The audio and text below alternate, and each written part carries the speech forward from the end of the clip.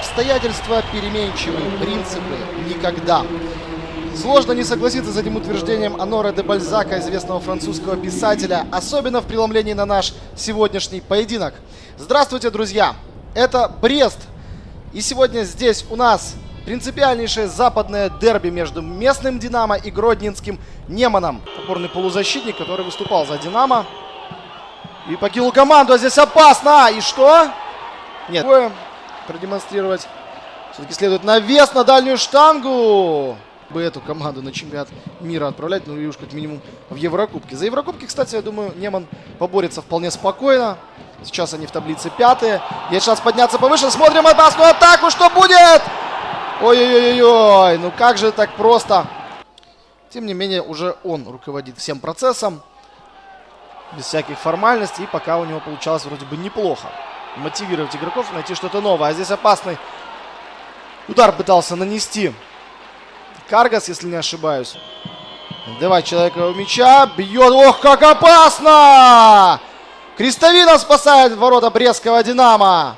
Это Мукам был. Прямым ударом со штрафного проверил Крестовину на прочность Эрвейн Мукам.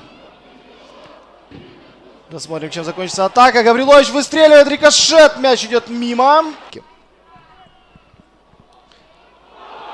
Здесь здорово так ошибаются гродненцы и здорово разыгрывают динамовцы. Гол!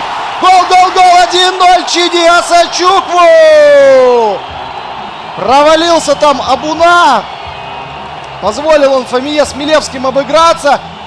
И в итоге выкатили мяч на Чиди. Чиди в пустые ворота без труда отправляет этот мяч.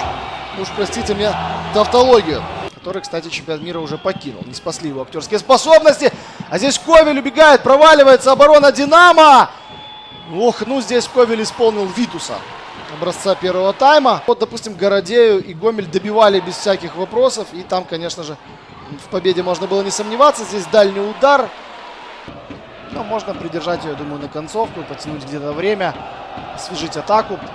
И дальний удар, какой Диксон здесь наносит. Хороший выстрел. Динамовцы как раз таки свою статистику по незабитым мячам продолжают. Ни Афакова, ни Кириленко, ни Премудров пока не отметились голами. Но сейчас вот может быть Диксон.